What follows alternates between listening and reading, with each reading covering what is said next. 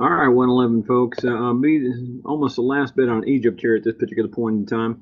What I wanted to mention is the new kingdom, and the new kingdom is important. Once the pharaohs go ahead and chase out the Hyksos, once the pharaohs are back in power after that second intermediate period, it's kind of huge because that's the Egypt we know most about. That is the Egypt that we hear about. If you are a Christian scholar, a Hebrew scholar, if you are um, somebody who's interested in Abrahamic religion along those readings along that time, this is the Old Testament version of Egypt at this particular point, is that new kingdom.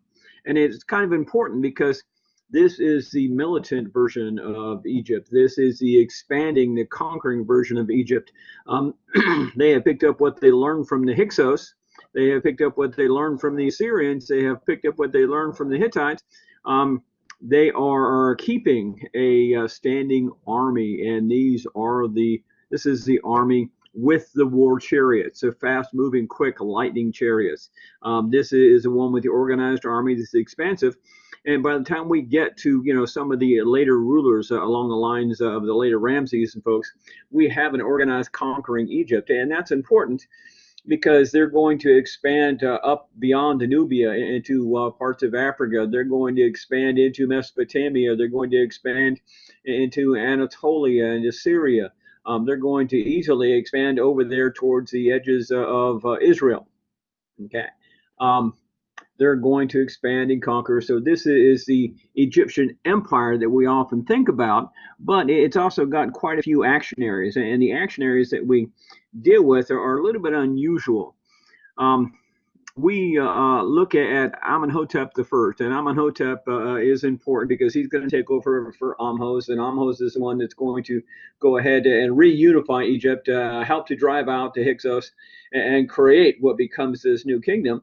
It starts to get important as we get to Thutmose II, and Thutmose II is going to be important because what's going to happen is he's going to continue what Thutmose I did. He's going to continue to expand, and in the tradition of the pharaohs, what he's going to do is he's going to marry his sister. And that's unusual for us, but not unusual for them because they're trying to maintain what is a holy descent of bloodline. And so they're trying to keep it clean. They're marrying within. Now, of course, we know modernly that poses some problems, but for them, it's just happenstance. It's what they normally do.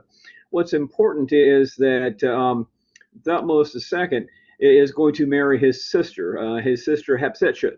And Hatshepsut is unusual because not only is she the daughter of a pharaoh, she is a queen in her own right. She's going to marry a pharaoh, but she's also intelligent. She is highly educated. She is trained in the religion and the art of the temple. She has been initiated into more than one cult within the temple.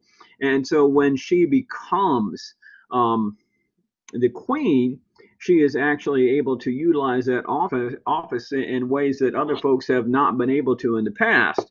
What's unique is that she's going to give birth to a child, and then afterwards, she's not going to be able to give birth to any more children. But what will happen is her husband is going to conceive an heir on one of the lesser wives that he has because they have more than one wife and they have more, several concubines. And what will happen is he's going to conceive a male heir onto one of the other wives, and then Hatshepsut will be in charge of handling his descendant.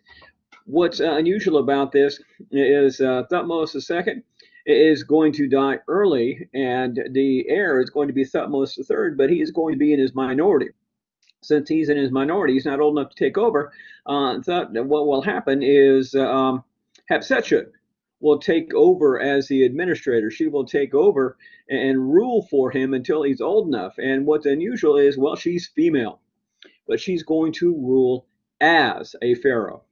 Even when he is old enough to take over, she is still going to rule. She is a pharaoh in her own right. She's relatively well known.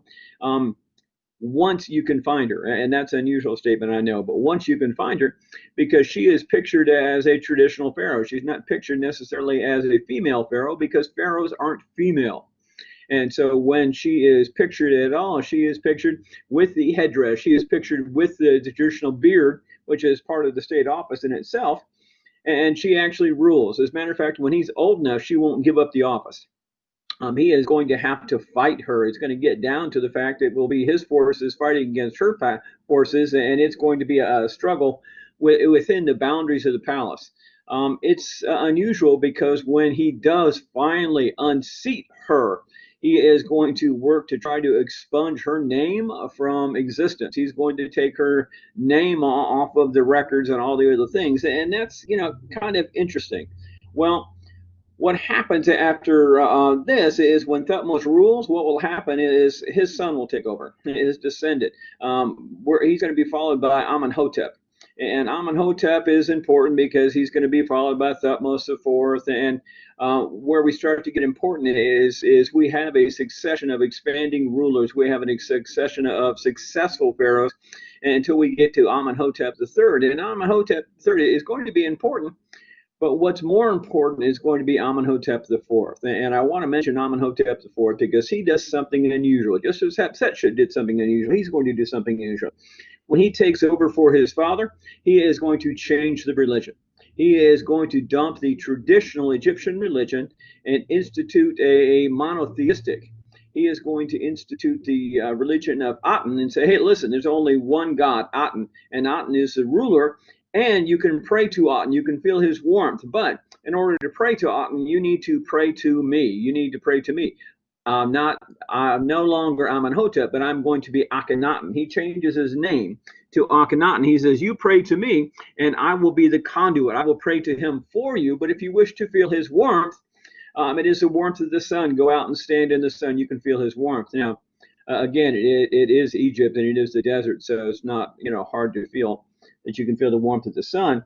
Here's the thing. He dumps this entire religion, and that's important because he changes the idea of representation. He changes the idea of worship, and what happens is this Aten simply wants you to be kind. He wants you to give a good life, and live a good life, and be good to others, and you'll be rewarded in the afterlife. Now, this is shades of some other religions along the way, but the idea of this form of afterlife and this form of monotheism is important because this is at some point where the Hebrews are going to be in. What else is important is this, that he is going to be replaced. We're going to have a short pharaoh, Menkaure, and there's some discussion about Menkaure. We're not going to do that. But what is important is the true follower after him is going to be Tutankhamun. And when Tutankhamun takes over, yeah, that's King Tut, folks. When Tutankhamun takes over, what he does is he's going to reinstitute the old religious ideals. And the old religious ideals, he's going to put the priest back in power. He's going to put the temple back in power. And from here, we pretty much proceed on to the biblical version of things.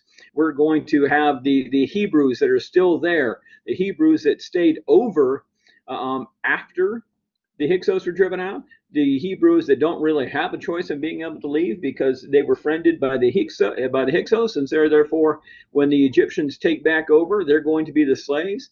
They're going to be responsible for a lot of the building of the new cities and the building of the new temples. And this is where the story of Moses and the Savior comes in. This is where the story of the Exodus is going to come in and is going to eventually lead to what becomes the third intermediate period. And the third intermediate period is again going to be the loss of rule by the pharaohs and a change in the whole dynamic of Egypt in itself. So I will leave you there. I'm going to talk about one more thing, and that one more thing is going to be religion, because there's a lot of things happening. And that's why I wanted to talk about Akhenaten, because what happens with him is pretty important stuff. So one more quick video and then we're done.